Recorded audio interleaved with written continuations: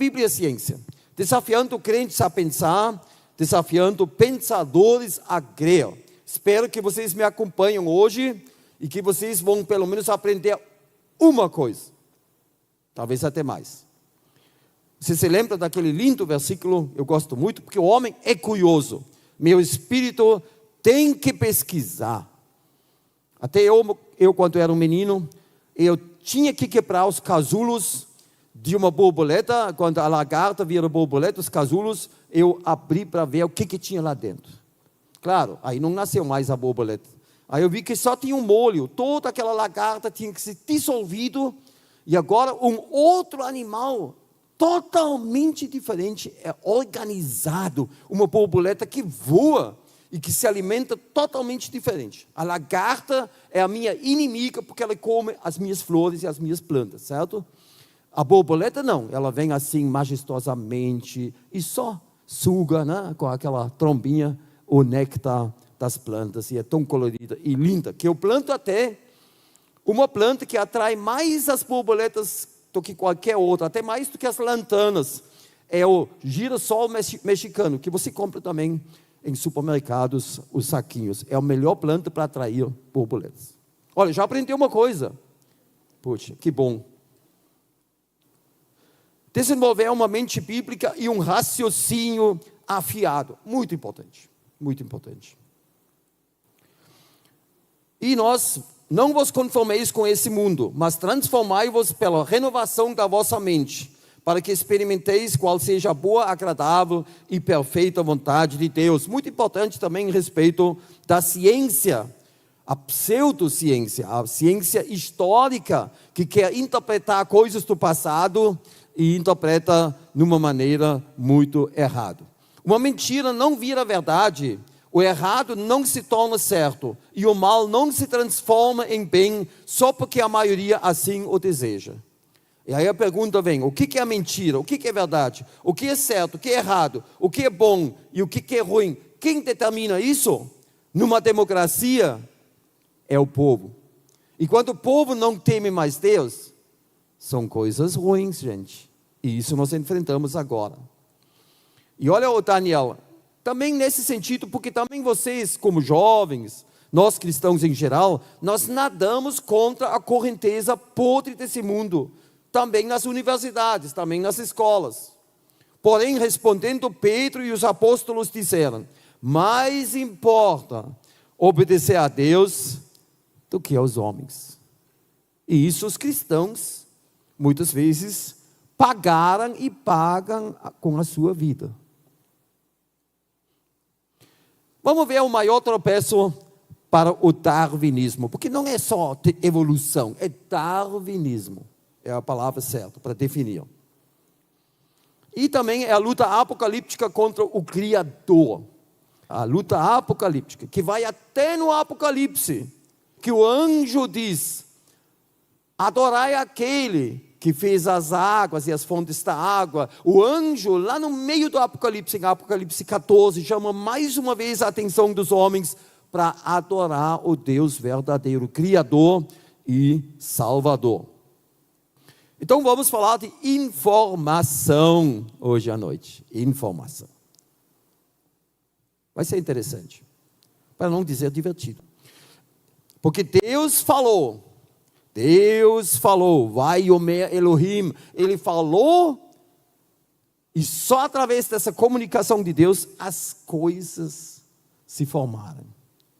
Jesus falou, o pão e os peixes se multiplicaram. Jesus falou, e o Lázaro saiu do túmulo. E Ele mostrou o seu poder, sua divindade. Deus disse. Sabe quando você lê a Bíblia, e você crê isso, toda a sua cosmovisão muda, totalmente. Você sabe agora que você é uma criação de Deus. Você não precisa ser um panteísta que acha que Deus está nas plantas, nos animais, adorar o espírito da bananeira, o espírito da catarata da água, não sei o que espírito disse ou aquilo. Não, claro que Deus fez tudo isso, mas Deus está acima. É um outro ser, muito importante. E nós temos a palavra de Deus, por isso nós devemos amar a palavra. Você, na verdade, lendo a Bíblia e crendo, você é uma pessoa super privilegiada. Acredita isso? Eu falo isso de quase 50 anos. Não, já são 50 anos que eu sou crente. Muito bem. No princípio era o Verbo, e o Verbo estava com Deus, e o Verbo era Deus. Ele estava no princípio com Deus, todas as coisas foram feitas por intermédio dele, e sem ele nada do que foi feito se fez. E o Verbo se fez carne e habitou entre nós, não entre nós, isso aqui é Israel, certo? Quando ele veio. Cheio de graça e de verdade, e vimos a sua glória, testemunho dos apóstolos, como a glória do unigênito do Pai, principalmente no monte da transfiguração. No começo era o Verbo, e meu amigo, o Dr. Werner Gitt, um homem muito famoso na língua alemã, os livros são traduzidos para inglês também, eu já traduzi ele disse que no começo era a informação, é um livro super científico que ele escreveu, e ele disse o seguinte, e ele criou algumas leis sobre a informática, a informação. Ele diz que não há informação, quando você vê uma explícita informação, não há informação sem um emissor inteligente. Alguém colocou aquela informação. Presta atenção, a informação é uma coisa imaterial, não é físico. Então, a matéria morta não pode produzir informação. E isso é o golpe mortal para a teoria da evolução. Já vamos entrar um pouco mais. Quando você passa na praia e vê isso, você acha que foi a maré que conseguiu fazer isso? Isso aqui é informação. E foi alguém, vamos dizer, inteligente ou menos inteligente, mas foi um emissor inteligente que fez isso. E você entendeu. Ou você vai na praia e vê esse toco de coqueiro, não um coqueiro que quebrou, e alguém botou conchas, uma espiral escura, que termina num monte de conchinhas escuras, e espirais mais claras, que terminam num montinho de conchas claras, né? Sempre claro, escuro e tal. Você acha que foi a maré que fez isso? Porque às vezes você vê um monte de conchinhas, né, depois da maré alta. Você acha? Eu até faço mais uma pergunta. Você acha que foi uma criança? Não. Nem a criança consegue fazer isso. Isso aí, você nota logo. Inteligência, alguém fez isso, planejou isso, é lógico. Quando você acha isso aí, você vê que isso aí não é um barranco. Isso aqui são tijolos. E alguém colocou esses tijolos. Gente, isso aqui é muito primitivo. Aqui todo mundo diz, não. Isso não foi o acaso. E quando esses evolucionistas olham o cérebro humano, que não se compara, mas nunca com esse muro, eles dizem, não, é possível que através da evolução surgiu sozinho, através de forças impessoais. Você vê a burrice disso aí? Aqui temos uma rocha no Sinai, com camelos, com pessoas, com letras. Você acha que foi a erosão, a chuva e o vento que fez isso? Aqui temos sinais de informação. Ou aqui essa rocha com um monte de escrita. É lógico, tudo isso é informação. Talvez você não entende, mas você nota, isso aqui é uma coisa especial. Ou até a língua dos maias, que demorou um bom tempo até decifrar. Aqui é meio engraçado o alfabeto e a escrita, né? Parece um enfeite. Não, isso aqui é informação. Até essas coisas, que na verdade foram as primeiras escritas, aquelas hieróglifos cuneiformes, que também eles não entenderam no começo, mas depois entenderam que é pura informação. Muita informação até. Ou você passa nos Estados Unidos, no Monte Rushmore, e você vê os cabeças desses presidentes. Até ajudo aqui, botando os nomes. Você acha que foi o vento e a chuva que fez isso? Porque você vai para certos lugares, por exemplo, Ponta Grossa, no Paraná, Você vai lá tem muitas rochas interessantes. Uma se chama índio, uma se chama tartaruga. Mas são coisas assim, pode ser uma tartaruga com um pouco de fantasia, né? Aqui não. E olha, um homem, o Gutzon Borglum, que eu acredito que é um nome nórdico, olha os anos que ele gastou, de 1923 até 1941. Até o filho continuou, ele trabalhou até com explosivos e fez essa obra monumental, muito bem planejado, gente. Isso não é brincadeira fazer isso. Então, ali vemos sinais de inteligência, como o Werner Gitt diz, que é muito importante. Muito importante. Talvez você agora nem nota assim a dimensão dessa informação. O começo primitivo da evolução nunca ocorreu, porque a matéria morta não pode produzir informação. Bilhões de anos, muitas mutações e muitas seleções não podem produzir novas informações. E vocês veem aqui o fim da teoria da evolução no caixão. E é isso mesmo. Hoje, todos os ateus, professores, adeptos do darwinismo, deviam se ajoelhar, porque é claro hoje que existe uma fonte inteligente. Até nas células temos a assinatura divina de Deus, o chamado desenho inteligente. E olha, toda essa língua, eu não entendo tanto disso, mas são só 4 letras biológicas. Aqui você tem toda a química. Esta é a genial e codificada linguagem do programador da vida. Igual em todas as plantas e animais, só depende aí das sequências mais complicadas. Não é uma gosminha dentro de nós, não sei o quê. Hoje sabemos até que em cada núcleo de todas as células do seu corpo, que são bilhões de células, nós podemos tirar um núcleo, implantar num óvulo feminino e nós vamos fazer um clone de você. Porque naquele núcleo da célula tem todas as informações da sua vida.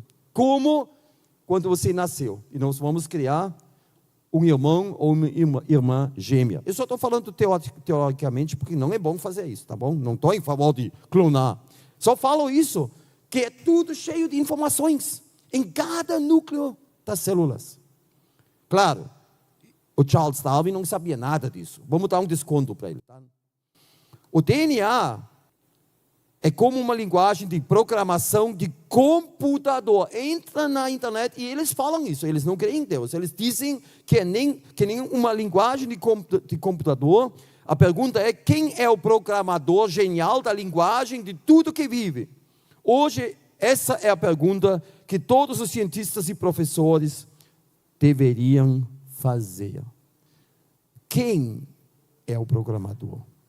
E olha, quando se fala do programador, só tem um lugar onde todo mundo vai olhar, que é o relato da criação, que é incrível, como escrito no começo de Gênesis. O DNA é informação codificada, legível. Ela está sendo lida, ela precisa aí o tempo e energia, e aí aquele pequeno bebezinho, daquele óvulo fecundado, agora vai crescendo. Já está terminado, a cor do óleo, cabelo, altura, pele, pigmentação, e isso é incrível. Olha, eu tenho 7 filhos, aí é muito bom. Um puxa mais para a mãe, um puxa mais para o pai, um é uma mistura perfeita, e vamos dizer alguma coisa que não agrada, é dos antepassados, lógico, é do avô, da avó, né? Você conhece tudo isso. Muito bem. Quase cada célula do nosso organismo carrega as informações para a construção de todo o nosso corpo. Essa informação herdada está armazenada no núcleo da célula. DNA é informação, escuta bem, DNA é informação. É uma grandeza imaterial. Ela não é material, que não pode surgir a partir da matéria morta. Milhões e bilhões de anos não contribuem para criar vida. Nem seleção ou mutação conseguem fazer isto, uma vez que a partir desses processos não surge informação nova. Informação é uma grandeza imaterial espiritual. Isso é muito importante. Nós vemos o desenho. Olha ali, eles estão mexendo num carro, medindo. Porque através das décadas, acidentes e avanços na tecnologia e no conforto, novos materiais, os carros ficam cada vez mais seguros. Infelizmente as estradas não. Mas os carros sim. Os carros sim. Mas com os airbags, olha, às vezes o carro está detonadíssimo e tem airbag na frente, do lado ali, em tudo, e o cara sai relativamente ileso. É um avanço. E cada centímetro, cada espacinho é planejado. Olha, tudo que o homem faz é planejado. Olha aqueles edifícios aqui em Fortaleza, aquele não sei quantos andares tem. Eu fico lá e digo, o faraó do Egito, ele tinha se ajoelhado ao lado desse edifício, porque vai pensar que nós somos quase deuses. Comparado com uma pirâmide primitiva, esses edifícios é outro nível, gente. Então, nós vemos tudo planejado. E de repente você diz, não, isso saiu tudo por acaso. Aqui temos um museu, lá no Cariri, eu entrei lá. Eu conheci um museu bem primitivo, agora ficou até mais bonito lá. Eu gosto de fósseis, já fui lá, olhei fósseis lá. Pegadas de dinossauro, já fui no Vale dos Dinossauros também, em Paraíba. Já entrei lá, lá tem 21 tipos de pegadas diferentes. E aqui vocês veem toda aquela escala, né, das eras geológicas, né, mutação. E ali eles dizem que a maioria desses fósseis foi criado aqui no Cretáceo. Ali é a era catastrófica, o dilúvio. Mas claro, o resto, tudo isso é fictivo. Foi inventado para ter tempo para mutações e para seleção. Mas tudo isso não produz nova informação. Então, olha, pode esquecer tudo isso aí. Todos aqueles desenhos que começam com vida primitiva aqui e vai até o homem, pode esquecer. É um conto de fada. E hoje vira uma piada à luz da informação no DNA. Por isso o seu raciocínio se perdeu totalmente, se tornaram loucos, diz a Bíblia. Aqui temos outro exemplo bonitinho. A nossa vaquinha aqui, ó, por causa de uma enchente, ela foi obrigada a nadar. Então ela nadou muito tempo, chegou na ilha e olha, já chegou turbinado. Você vê, já está turbinado, está ótimo. Depois a ilha também foi inundada. E aí, 50 milhões de anos, ela já perdeu as patas traseiras e depois virou um mamífero aquático. Conto de fada. Conto de fada. A baleia. Você sabe que tem baleias que mergulham 1000 metros? Você sabe o que é 1000 metros? Para um mergulhador, eu encontrei uma vez um mergulhador da Petrobras. Para você mergulhar 280 metros em alguma plataforma, algum lugar, primeiro você vai 3 semanas num tubo. 3 semanas, gente. E no final você respira uma outra mistura. Aí ele faz o mergulho e depois mais uma semana no tubo de novo para se normalizar. 1 mês!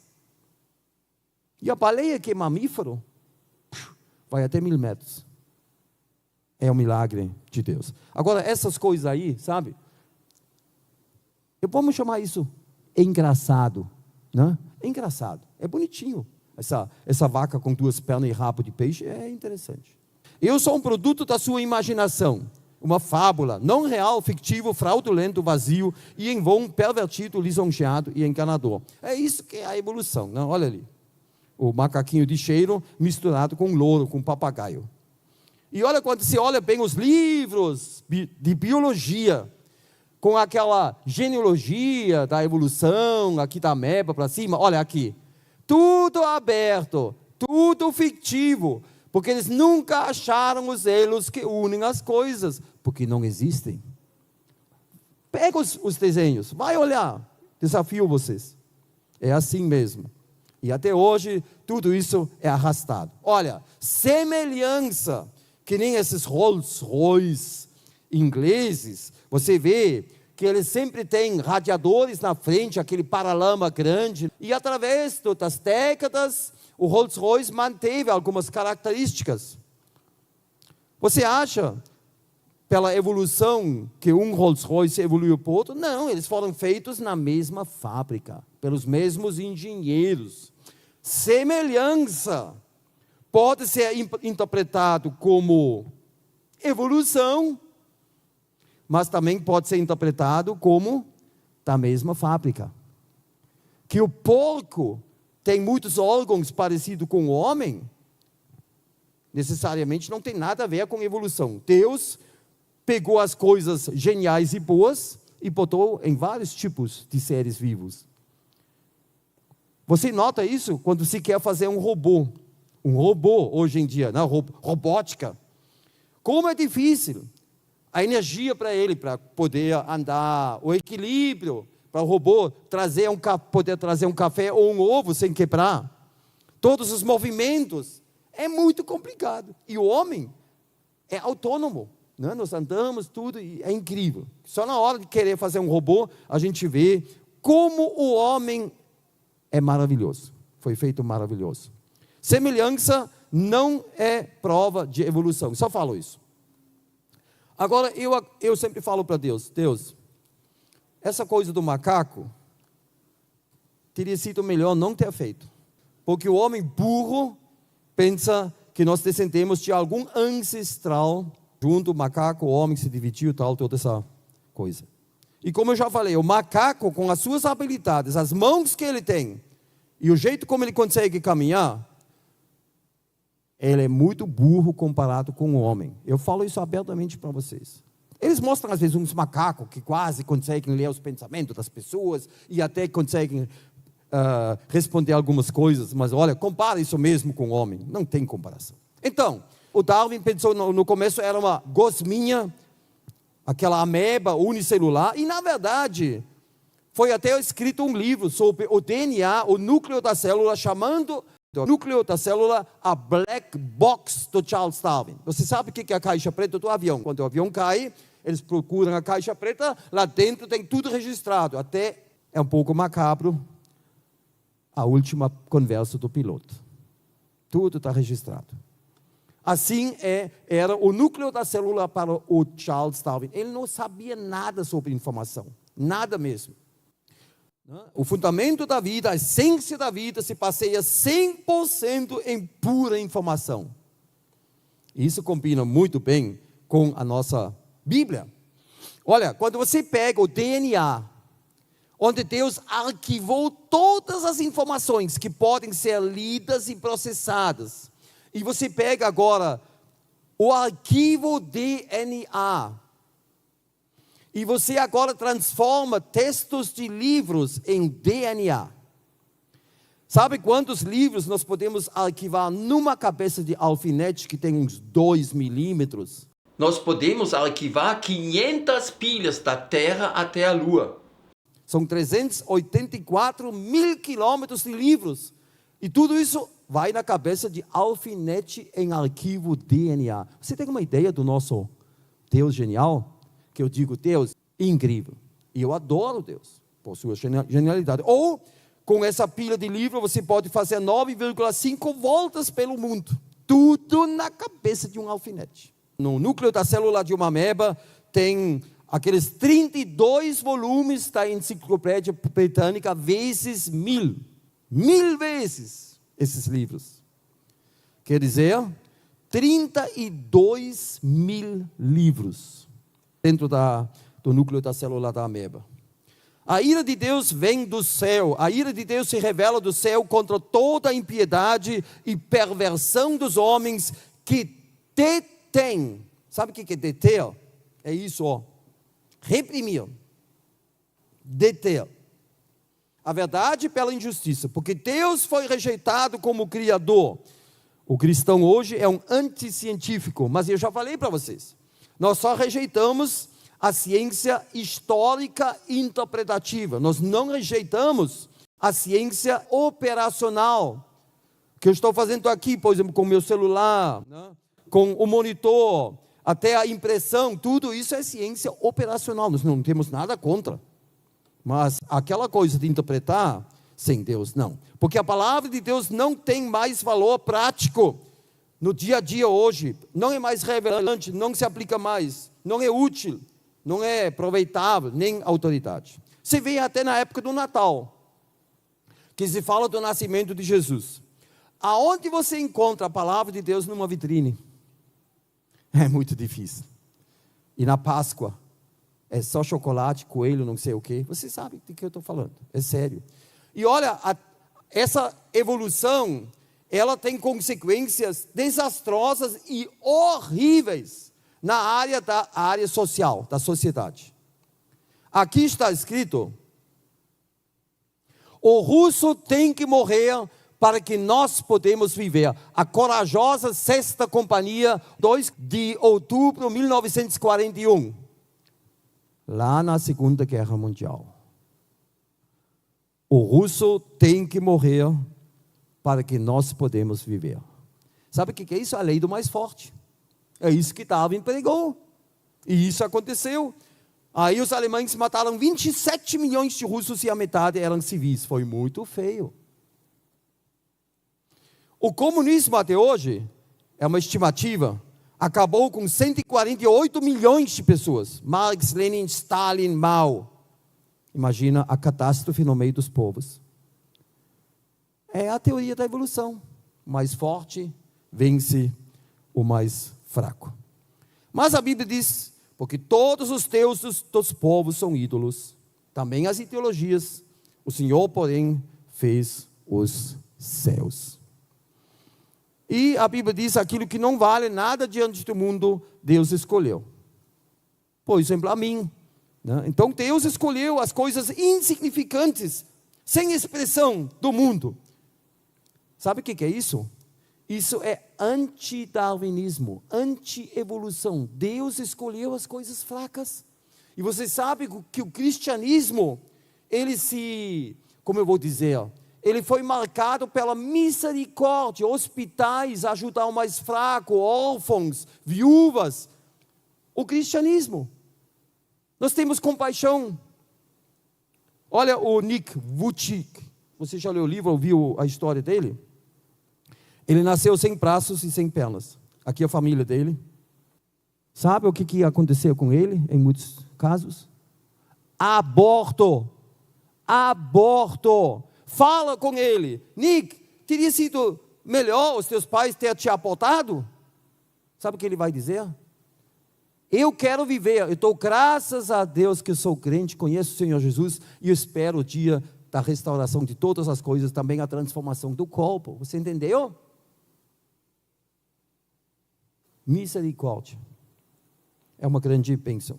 Porquanto com o lado e com o ombro dais empurrões, e com os vossos chifres escorneais todas as fracas, até que as espalhais para fora. Portanto salvarei as minhas ovelhas mais fracas.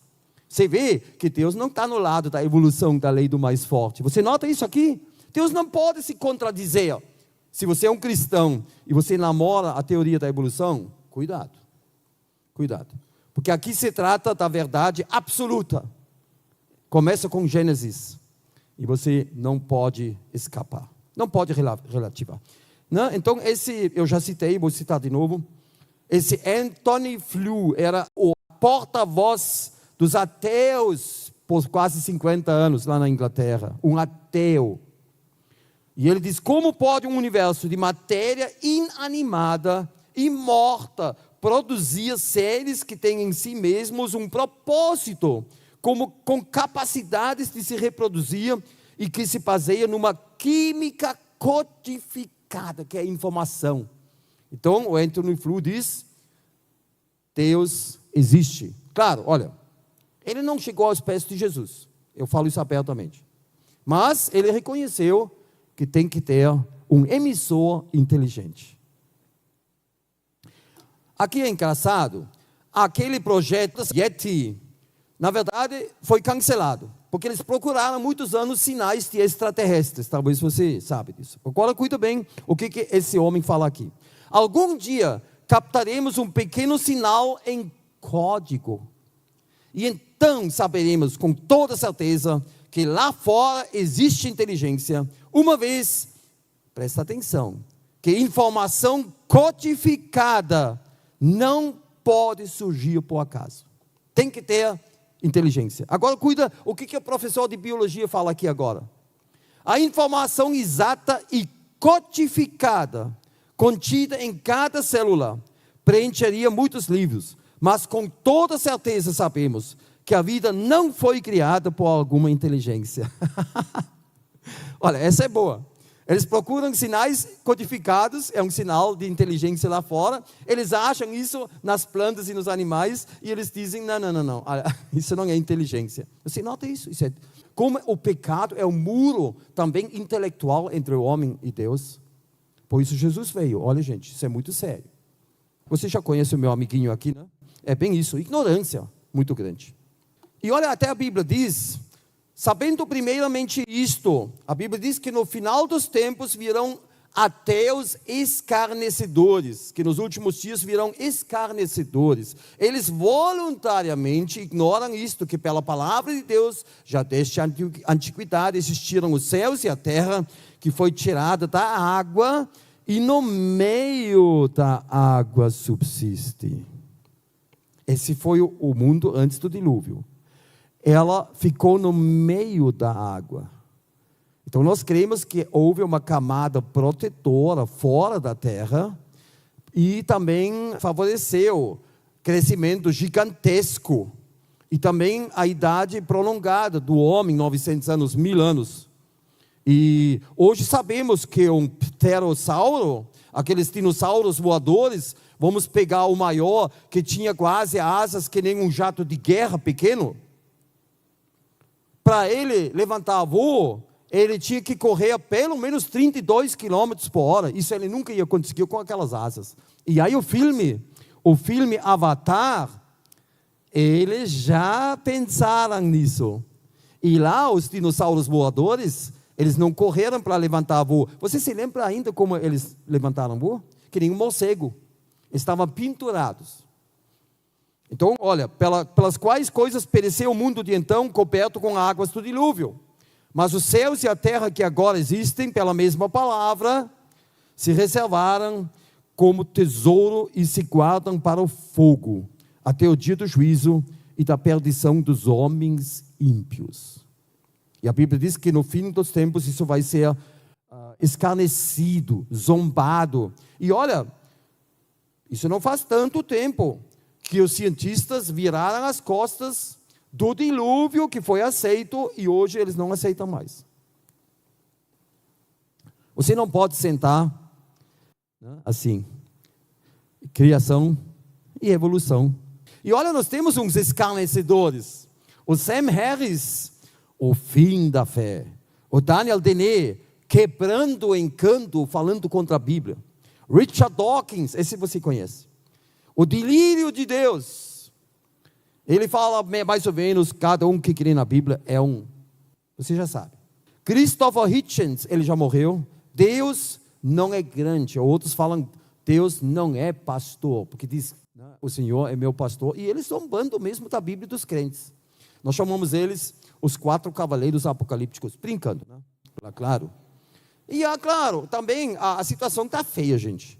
Nós só temos uma escola, é muito limitada. Ou Adão caído, ou macaco evoluído. E aí as pessoas esperam ser um macaco evoluído para evitar Deus. Até a cegonha no céu conhece as suas estações. A rola, a andorinha e o grão, aqui temos grãos, observam o tempo da sua arribação. Mas o meu povo não conhece o juízo do Senhor.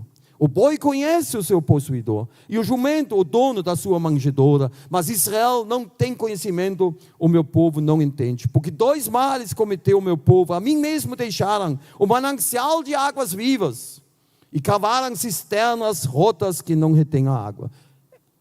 Teoria da evolução é exatamente isso também. Se afastando de Deus. Aqueles que dizem ao pau, que é um pedaço de madeira seca, tu és meu pai, e a pedra, que é uma matéria morta do reino mineral, tu me geraste. Porque me viraram as costas e não o rosto, e isso foi escrito 2.500 anos antes de Charles Darwin. E você vê que isso, a evolução, é o velho paganismo, só um pouco cientificamente camuflado. É isso que é. Porque o diabo é um camaleão, você sabe disso? É um camaleão. Vamos pegar um exemplo bonitinho, as estrelas. Deus conduziu Abraão para fora e disse: olha para os céus e conta as estrelas, se é que o podes. Será assim a tua posteridade. Que deveras te abençoarei e certamente multiplicarei a tua descendência, como as estrelas dos céus e como a areia na praia do mar. Aquela coisa da areia é boa. Das estrelas, não. Porque na época do Abraão se contaram 3.000 estrelas a olho nu. 3.000 estrelas. No hemisfério norte e 3.000 no hemisfério sul. 6.000 estrelas se via a olho nu. Então a descendência do Abraão são 3.000 ou 6.000. Mas Deus já falou, como a areia na praia do mar. O que quer dizer isso? Que deve haver lá fora tantas estrelas como a areia do mar. Você entendeu? É lógico. O Abraão, areia, ele conheceu. A olho nu, já falei. Aí veio o Galileu Galilei, na Idade Média, está escrito ali, com um telescópio simples, e ele já viu 10 vezes mais estrelas. 30.000 em vez de 3.000, no hemisfério norte, onde ele viveu. Depois veio o Argelander, apesar que ele tem o O no A, que é nórdico, e eu acho que ele era alemão. E ele fez um telescópio mais sofisticado e viu de novo 10 vezes mais. 324.198. Ele contou as estrelas. Ele olhou sempre uma área, que nem aquele homem dos flocos de neve, que fez 5.000. Imagina com máquina tão simples, e aquele cristal logo derreteu, e ele trabalhou 47 anos.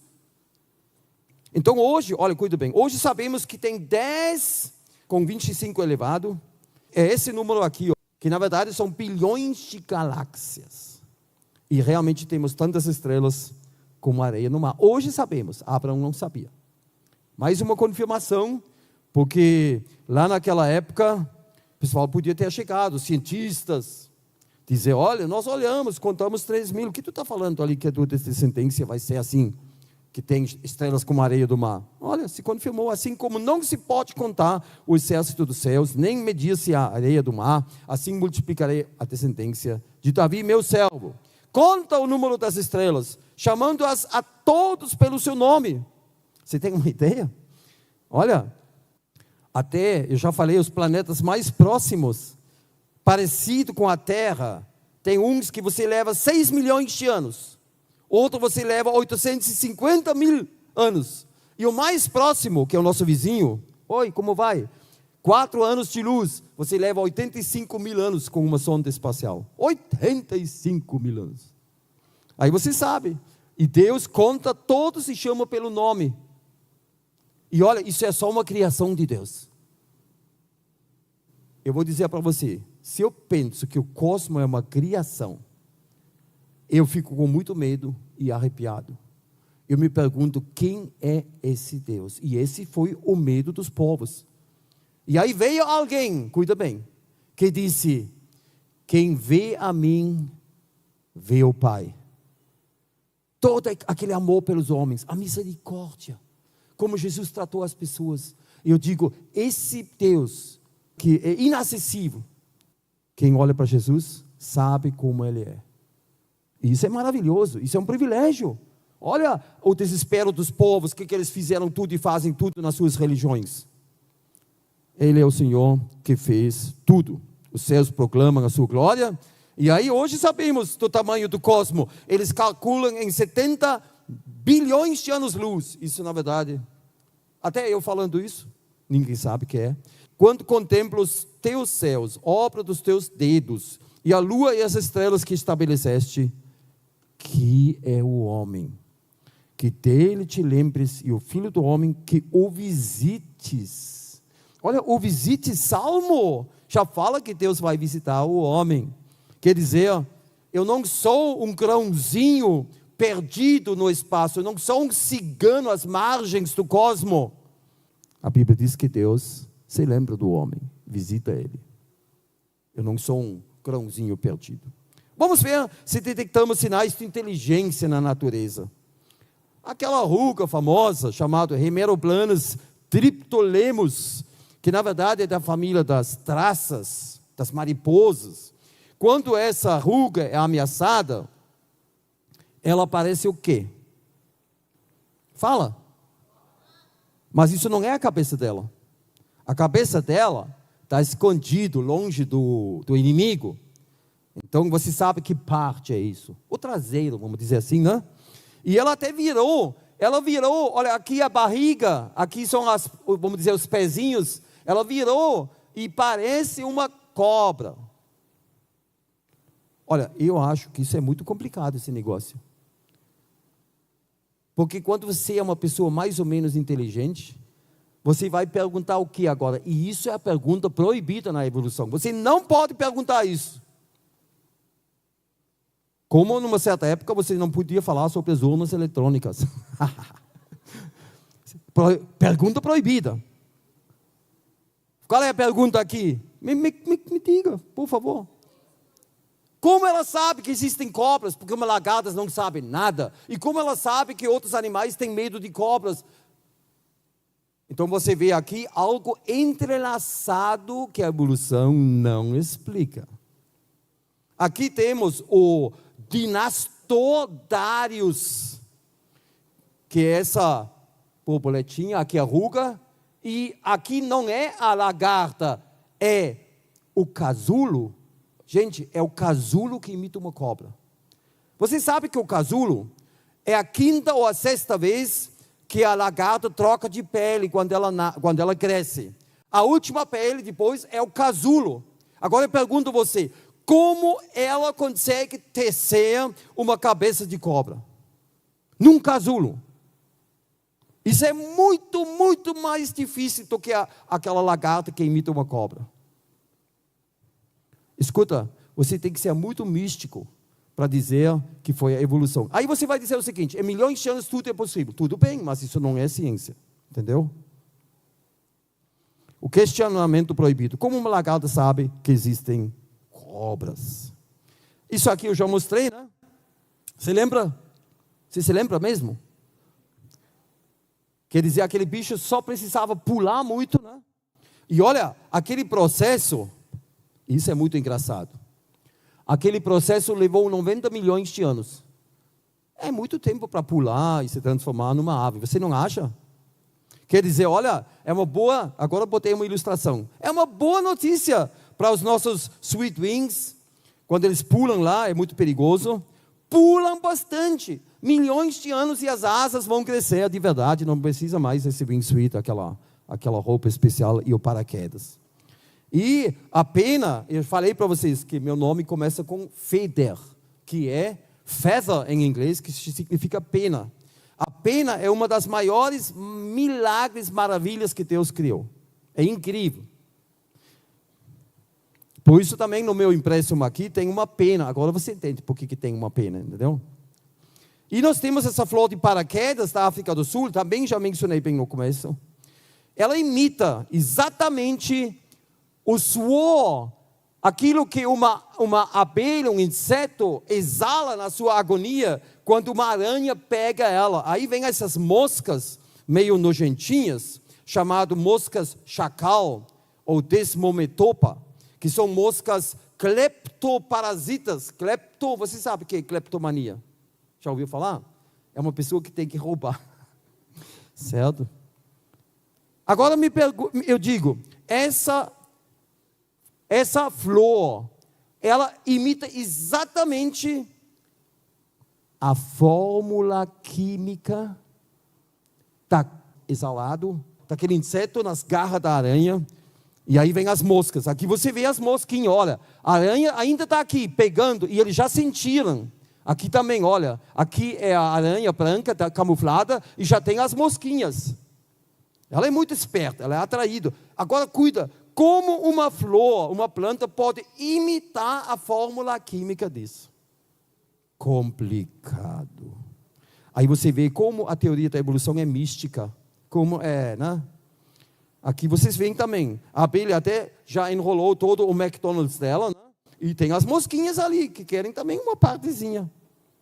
Essa pequena planta, também na África do Sul, ela atrai moscas varejeiras. E ela imita exatamente o fedor de uma carcaça de um pequeno mamífero, tipo ratinho. Gente, complicado. Aqui temos um cogumelo, nós chamamos ele fedorento em alemão, né? E ele deixa levar não os pólen, você sabe. Você já aprendeu que os cogumelos não têm pólen. O que eles têm? Esporões, muito bem.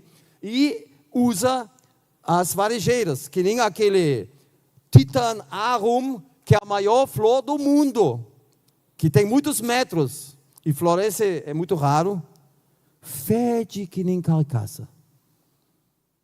E olha, eles examinaram a fórmula química. Quando se coloca uma carne podre e você agora analisa o fedor quimicamente, essas plantas que fedem imitam exatamente essa fórmula química. Por favor, não diga que isso foi o acaso.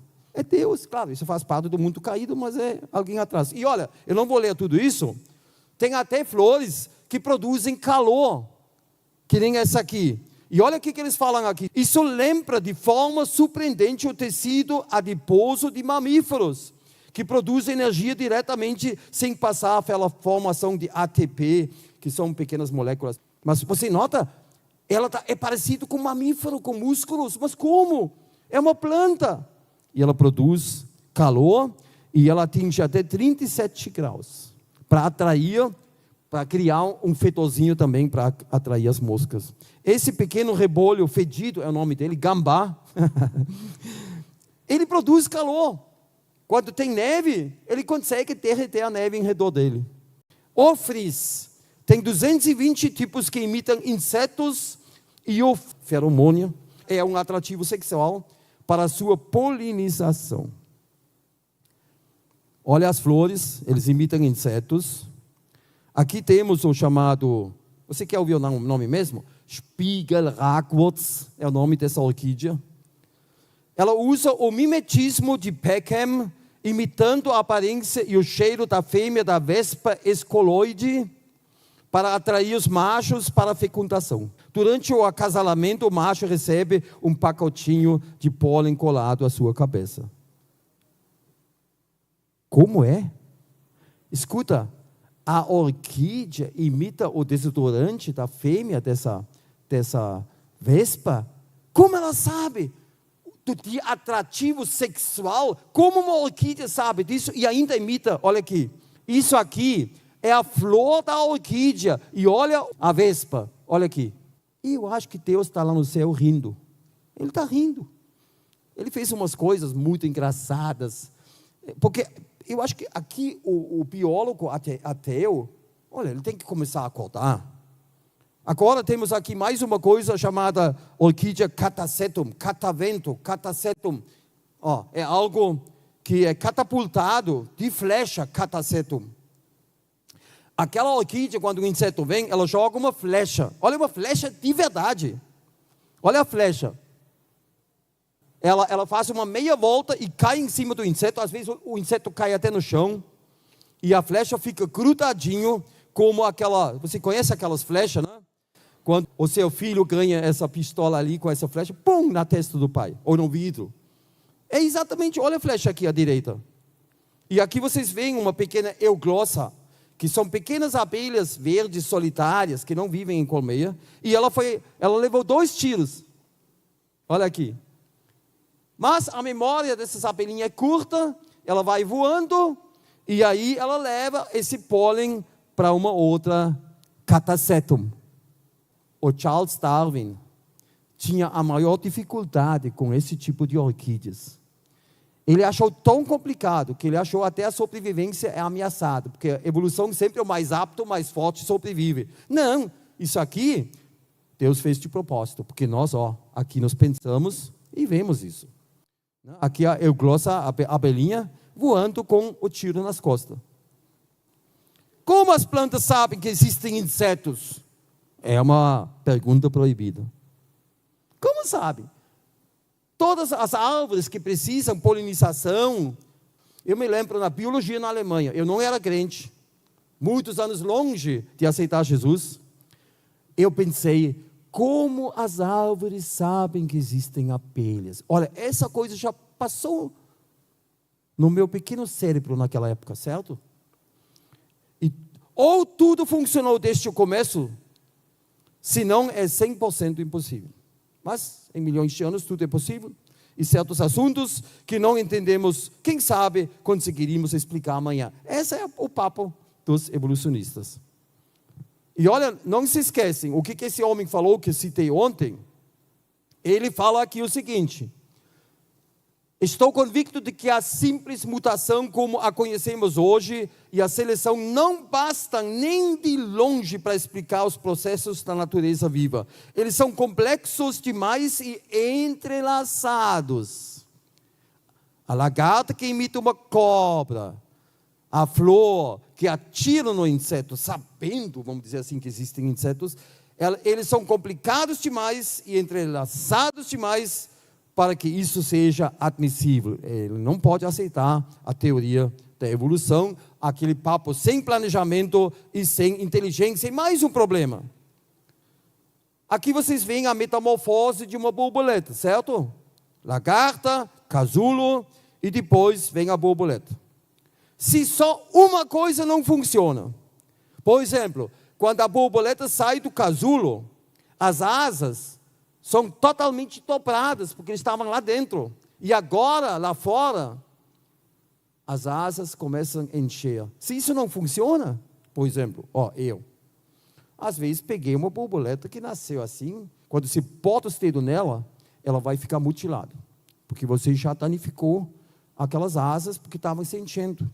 Então, olha, como se desenvolver através de pequenas mutações e seleções, órgãos pela metade não podem sobreviver. Olha bem, isso é biologia, gente. Um órgão pela metade não funciona.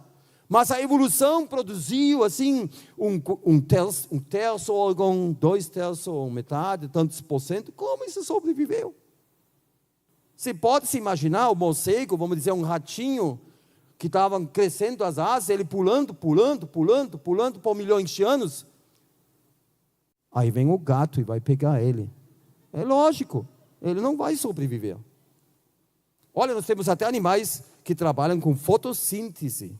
Essa lesma do mar, ela come algas e ela estoca as almas nas costas, dentro dela, e o sol batendo, ela consegue aquele açúcar. Olha, seria interessante nós ter alguma coisa aqui, uma parte meio transparente aqui, o sol bate, você não precisa comer. Eu falo sério, olha, tem isso até em animais, aqui tem vários, e tem mais ainda que eles nem descobriram. Eu aprendi na biologia sobre o instinto. Agora eu vou explicar. Ninguém sabe o que é instinto. Instinto é uma das palavras mágicas da biologia moderna. Como surge um comportamento proposital? Será que é herdado? De onde vêm as informações inacreditáveis, muitas vezes enviesadas, que estão nos bastidores de algum comportamento com alvo definido? Na realidade, isso não é instinto, trata-se de um programa genial, que muitas vezes é até flexível e adaptável. Um ser vivo o possui e o outro não. E por trás de cada programa está o seu programador. Por exemplo, no Amazonas existe o peixe arqueiro. O arqueiro fica na água e cuspe de um jeito que ele pode derrubar insetos de uma distância de 1 metro, 1,50 m. Ele já planeja onde o inseto vai cair, porque tem muitos interessados. Ele corrige o engano óptico, porque quando você está num corpo líquido e você quer atingir algo fora, você vê no lugar errado, você tem que corrigir o engano óptico. E só ele tem isso. Por que os outros não desenvolveram isso também? Quando falta comida, vamos cuspir e derrubar insetos lá fora, nos galhos e tudo. Um tem e o outro não tem. Porque Deus deu o programa para ele, é lógico. E isso a Bíblia chama que nós temos as armas mais poderosas. Hoje tem muitos cientistas evolucionistas, eles não querem mais discutir com criacionistas. Não querem mais, porque eles só apanham. E aí tem outros que dizem, não, a explicação é a seguinte, cuida bem. A vida foi trazida de outros planetas. Até o Richard Dawkins falou isso numa entrevista com o Ben Stein, que era um judeu. Ele falou, talvez a vida veio de outro planeta. Ele falando isso. Ridículo. Porque isso só transfere o nosso problema. Como surgiu lá no outro planeta? Eu achei isso muito fraco da parte dele, que se mostra como grande evolucionista. Ele é muito inteligente, o Richard Dawkins. E olha, o Erich van Däniken, ele falou que lá no Monte Sinai desceu um disco voador. O Ezequiel viu um disco voador, né, com aquelas rodas, aquele barulhão, partes assim de ferro e coisa. É meio estranho.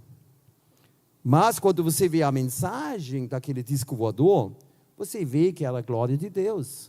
E o que você vê lá, muitas coisas o homem reproduzia, o que é muito engraçado. Parece que Deus colocou na mente do homem rodas. Né? Olha hoje quando um jato de guerra sobe, é um barulhão. Né? Muitas partes brilhosas, transparentes. E ele vendeu 70 milhões de livros, dizendo que os deuses eram astronautas. Ele já foi preso, ele é um grande enganador. Houve gigantes, não vou falar muito sobre isso.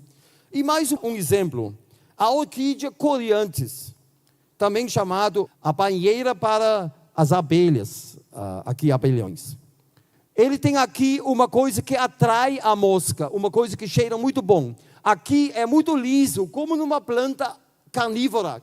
Eles têm às vezes pontas muito lisas, o inseto cai e é devorado. Aqui tem uma banheira com água, aqui tem uma torneira, não é água da chuva. A água vem da planta e gota aqui tem uma saída, onde a água sai e o inseto que cai e se molha, a parede é tão lisa que não consegue mais subir aqui. Aí o inseto tem que sair aqui, exatamente aqui, nesse túnel, tem uma cunha.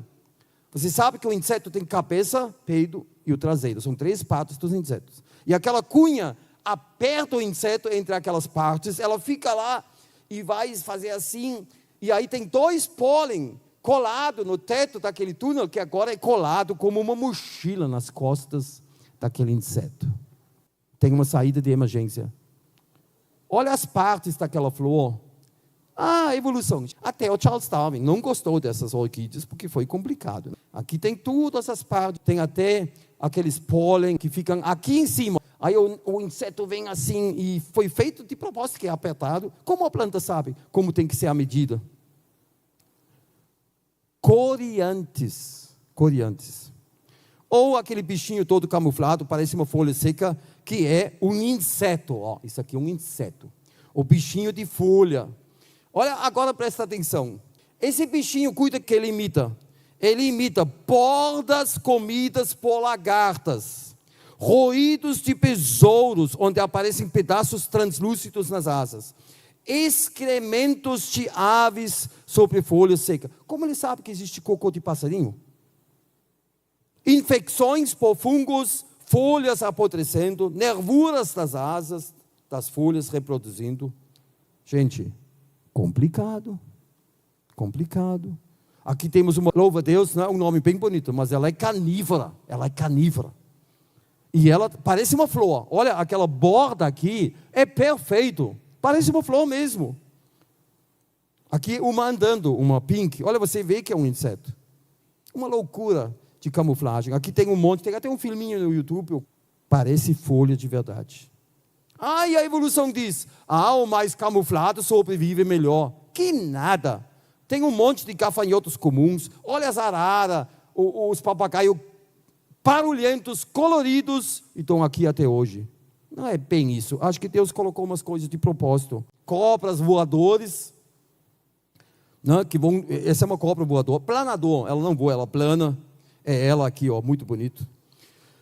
Muito bem, tem galhas. Talvez você já viu certas deformações nas folhas, nos galhos. São pequenas moscas. Agora cuida bem o que a mosca faz. Tem um monte de moscas diferentes, cada espécie forma uma deformação específica. Ela interfere na genética da árvore, para a árvore construir casas para as suas larvas, para as larvinhas daquela mosca, e ela produz um material suculento dentro daquela casinha. Gente, como uma mosca pode modificar o plano original da árvore e injetar uma coisa que não estava dentro do plano, e agora a árvore faz as casinhas para aquelas moscas em cima das folhas. Tudo isso são deformações causadas por vários tipos de moscas de galhas. Você entendeu isso? É trabalho de bioquímico, é complicadíssimo. Eu acho que nenhum homem consegue fazer isso, nem os mais inteligentes. Nós temos até uma flor que é tipo da família das videiras selvagens. E ela faz o seguinte: quando ela tem néctar que atrai, ela levanta uma vela aqui. Essa folha, ela é polinizada por morcegos. E quando o morcego passa e ele vê que o som volta refletido pela vela, ele sabe, aqui tem algo para comer. Eles tiraram a vela, cortaram a vela, botaram algodão na vela e não funcionou mais muito bem com os morcegos. Agora a minha pergunta é: como uma planta pode se comunicar com morcegos? Você entendeu? Complicado. A Mucuna holtoni, vai lá na internet e olha. O refletor acústico para atrair os morcegos. Como plantas podem comunicar com insetos e morcegos? Porque Deus está por trás. Como uma mariposa consegue saber e detectar o que é um radar inimigo? Quando o radar do morcego bate na mariposa, ela fecha as asas e se deixa cair no chão. Como ela sabe disso? Porque normalmente a mariposa é pega pelo morcego. O morcego não tem escape. Como ela sabe disso? Complicado. Olha, acumula isso aí. Isso são bons argumentos para você ir na escola, na biologia, na hora de falar com alguém que começa a falar da evolução, ou não pode crer essas coisas. Aqui temos a chamada galinha termométrica, a Leipoa ocellata megapodia. O que é megapod? Se você tem um pouco de mega, você sabe que é grande. Podologia, muito bem. As mulheres sabem, né? Quer dizer, ele tem um pé muito grande. Agora você vai saber por quê. Esse bicho é muito louco também. Ele faz toda essa cratera de material orgânico lá do Outback australiano, no meio dos eucaliptos. Aquele material orgânico fica assim, ó, o composto. E agora aconteceu uma coisa que vocês às vezes não sabem, porque vocês vivem num clima quente. Quando você corta a grama e você bota toda a grama num monte e deixa esse monte, você pode fazer até de noite, coloca um plástico preto por cima daquele monte e aí de manhã cedo, antes do sol, você bota a mão lá dentro. Você vai sentir o quê? Eu não falo de formigas agora. Calor. Se chama o calor da fermentação. Vocês não conhecem isso. Mas lá na Alemanha a gente conhece, que até o esterco das vacas no inverno fica fumegando, porque está produzindo calor da fermentação. Nós temos até muitas estriparias dos colonos, quando eles não cuidam e estocam feno molhado, o feno molhado começa a fermentar, chega ao ponto de incendiar a estriparia. Todos os colonos na Alemanha têm seguro contra esses auto-incêndios. Imagina que loucura! Que a fermentação produz fogo.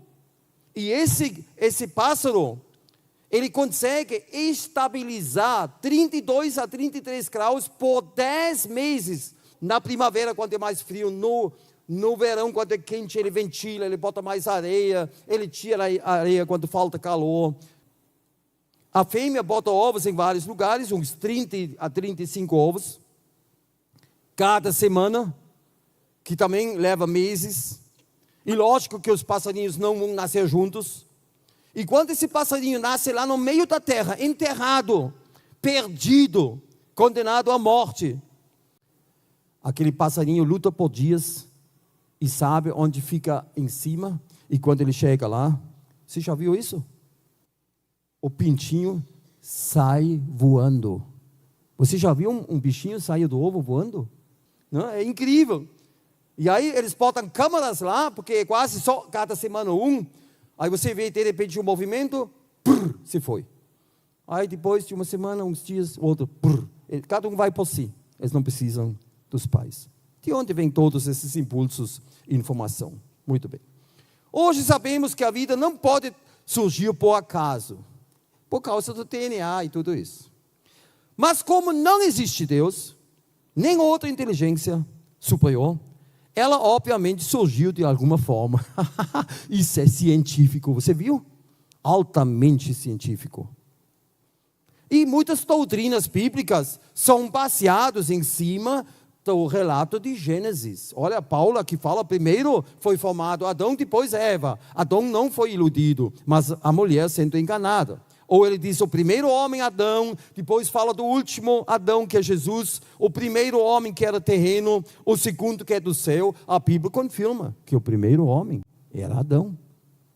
Ou quando o homem juntou lenha no sábado, no deserto, Moisés entrou e perguntou a Deus, o que vamos fazer com ele? Deus disse, ele tem que morrer, porque o sábado foi o testemunho da criação de 6 dias. Se Deus não fez o mundo em 6 dias, ele é o maior mentiroso, matar um homem, você entendeu? Gente, tudo isso são coisas incríveis, entrelaçadas na Bíblia, que você não pode fugir. Isso não impede a capacidade de variação e adaptação dos animais. Aqui nós temos um monte da família dos Elefantidae, família dos elefantes. A maioria foi extinto. Você se lembra do mamute, né?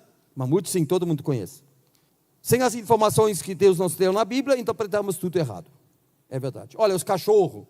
Isso foi o homem, não foi Deus, né? Eles até conseguiram fazer um cachorro que é uma cruza acidental com minhoca, que quase não tem pernas. Você sabe, a linguiça, né? Se você gosta, tudo bem, sobre gosto não se discute. E olha, tem cada coisa, depende da cara do dono, ó. E tem de tudo, tem uns bem peludos, como o Collie ou outros. Incrível, o que o homem fez, tirando coisas da genética, e fez uma seleção por muitos anos, pelo mais comprido, pernas mais compridas, como os Greyhound, aqueles que correm atrás, fazem corridas, ou um para cuidar, ou um jacaré camuflado, que é o Bull Terrier, que na verdade não é um cachorro, é um jacaré. Aí quando ele mata uma criança ou morde um homem, aí o dono diz sempre a mesma coisa. Mas ele nunca fez isso. Olha os porcos, para não dizer que isso é uma grande, não vou dizer, né? Mas é, olha que tem cada porco maluco, tem até um porco na Hungria que é tosado como uma ovelha. Só eu acho que tem que lavar bem a lã, né? Lógico. Agora você pode cruzar todos esses porcos e vai nascer qualquer coisa, mas nunca vai nascer um porquinho da Índia ou uma capivara, que são roedores. Então, cuida bem, variação, mudanças e adaptações dentro da mesma espécie não tem relação nenhuma com evolução. Quer dizer, com o aumento de informação. Todas as diferenças e modificações somente acontecem usando recursos e fontes de informações já existentes dentro desses animais. Às vezes acontece até um empobrecimento da genética, quando certas características específicas são muito enfatizadas em um processo de seleção. Eu sou um exemplo. Eu sou um cara com genética empobrecida. Por quê? De mim, você jamais vai tirar um negro ou um índio, você entendeu? Porque o alemão, eu acho que tem alguma coisa com albino, muito branco, e eles se juntaram, é bem isso aí. Agora, de muitos aqui, não, vocês podem tirar, tem toda a genética, por isso também acredito que Adão e Eva não eram brancos com olho azul, eram diferentes, porque saíram todas as raças, até os olhos puxados, que são lindos. Olha, tem até bactérias unicelulares, com armaduras lóricas, carapaças. Olha, uma alga com unicelular constrói essas casinhas de silício, loucura, olha que lindo, que você vê embaixo do microscópio. Olha os amor perfeitos, quantas variedades que o homem já conseguiu com essa seleção genética, ou as tulipas, que você não conhece muito. Vai uma vez na primavera para a Europa para ver, ou as rosas, aí sim, o que o homem. Ou os cois, Hoje já tem cor amarelo, azul, alguns valem $300 mil, as matrizes. Tudo o homem manipulando. Ou aqui, no zoológico bíblico em Jerusalém, eles botaram todos os animais da Bíblia.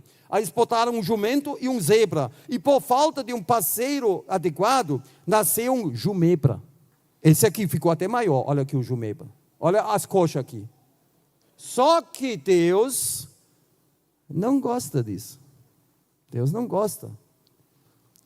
O que tem com esse animal? Você já sabe. Se você entende um pouco de cruza de cavalo com jumento, jumento com cavalo, os filhotes são híbridos. Eles não ganham mais filhote. Deus colocou uma barreira. Isso, na verdade, é contra a evolução.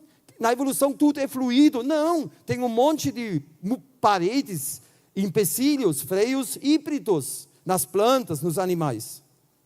Aqui a mistura com um zebra e cavalo. Aqui uma mistura de leão com tigre, que é o maior felino do mundo. É muito maior do que o tigre. Só que isso não é normal. Nunca acontece em natureza, só quando os bichos são presos. E olha, o Charles Darwin se enganou muito quando ele foi lá nas Ilhas Galápagos e ele viu os tentilhões, são 18 tipos que vivem lá, com vários picos diferentes. E ele disse que isso é evolução. Olha, isso foi muito primitivo da parte do Charles Darwin. Isso não tem nada a ver com evolução. Isso, na verdade, é manipulação. Isso é adaptação. Mas ele usou isso para a evolução, que está muito errado. Foi um truque sujo, falou abertamente. Aí eu vou dizer, olha, professor Darwin, isso não é evolução, é adaptação. E a genética é algo fantástico. Olha esse pai e o filho. Você até sobrepõe as fotografias, é genética. Olha eu, à esquerda, e o meu filho, o Edinho. Ainda bem que ele saiu tão bonitinho que nem eu. Ainda bem que nós não temos essa bagunça aqui na Terra. Né? Seria uma evolução. Em milhões de anos, a evolução vai para tudo que é lado. A evolução atira o que funciona, funciona, o que não funciona, não funciona. Aqui, você gostou? Quem ri não dorme. Muito bem. Muito legal. Bagunça, isso é bagunça. Agora, esse aí, pelo menos na Bíblia é mencionado. O lobo com capa de ovelha. E nós temos as armas mais poderosas. A Bíblia também diz, através da queda do homem e do dilúvio, tudo isso aconteceu. São informações que nós precisamos, são urgentes. E o gemido da criação, olha, a Bíblia diz, eu vou ler, a ardente expectativa. E isso o evolucionista não sabe, são informações que só nós temos. A ardente expectativa da criação aguarda a revelação dos filhos de Deus. Pois a criação está sujeita à vaidade, não voluntariamente, mas por causa daquele que a sujeitou, na esperança de que a própria criação será redimida do cativeiro da corrupção para a liberdade da glória dos filhos de Deus. Porque sabemos que toda a criação a um só tempo geme e suporta angústias até agora. Quer dizer, um animal devora o outro, porque hoje a natureza foi amaldiçoada por Deus, mas um dia ele vai redimir e o leão vai ficar junto com a ovelha. Você entendeu? Sem essa informação, você não sabe disso. Porque para mim, tenho por certo que o sofrimento do tempo presente não podem ser comparados com a glória a ser revelada em nós. Quando? Quando Jesus vai voltar. Então, hoje, você ficando mais velho, ou doente, ou doença crônica, terminal, nós temos uma esperança que vai muito além do túmulo. Muito além. E a nossa opinião, o que nós achamos certo, ou a verdade absoluta de Deus, nosso Criador e Salvador, também em respeito da evolução.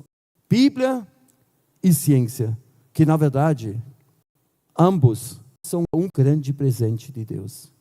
Se você pensa que nós vivemos hoje ainda com 0,1% daquilo que já houve, você lembra que nós vivemos num mundo moribundo?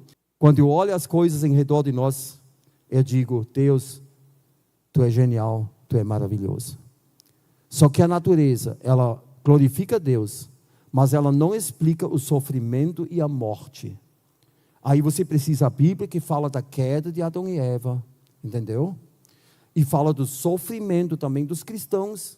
E aí você tem as respostas aqui, que nós temos o paraíso ainda pela frente. Tudo que Deus fez, não é porque Ele é um masoquista, como se diz? Que Ele gosta que nós sofremos. Não, Ele fez isso como um aviso, Nós vivemos num paraíso perdido aqui e temos o paraíso pela frente. Por isso ele fez tudo isso e deixa até os animais sofrer e muitas coisas, adversidades, um monte de coisas, para que nós levantamos a cabeça e sabemos, nós temos o paraíso pela frente. E tudo isso vai se cumprir, vamos falar no final, quando Jesus vai voltar. Maranata. Se você gosta do novo canal sobre a profecia bíblica, o quebra-cabeça profético, então nos ajude a divulgar esse canal. Por favor, transmite esse conhecimento aos seus irmãos, a outras igrejas, que sem dúvida é um assunto muito importante e às vezes pouco mencionado e pregado nas igrejas, assim combatendo a subnutrição crônica, o que se refere à profecia bíblica em muitas igrejas. E assim eu espero que temos aprendido um pouco mais sobre a profecia bíblica. Que Deus nos abençoe ricamente.